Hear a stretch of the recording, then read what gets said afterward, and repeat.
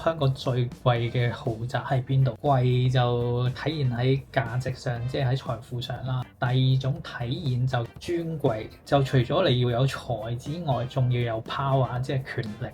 共同反映呢兩點嘅就得一笪地方嘅啫，就係山頂。山頂嗰度最主要就4條街啦，分別就係普樂道、種植道、百家道、絲分道。咁嗰度就可以用一個俯瞰嘅視野睇住全香港。咁喺心理上都有一種尊貴嘅體驗啦。山頂呢個地方對普通人嚟講叫做比較偏僻，但係其實香港自開埠以嚟咧，政商名人都係集中住喺嗰邊。經過歷史沉澱，同埋係有一個權力結構嘅頂級圈層，共同賦予呢個地方住嘅都係正經名人，唔可以複製嘅倫理關係，好難用單純嘅樓面尺價去反映呢一個。住喺山頂有咩政務官啊、外國嘅領事館、解放軍嘅司令、李兆基家族嘅李氏皇宮，後就有馬雲啦。山頂我哋落到去就中上環，中上環係香港最核心嘅政治經濟中心。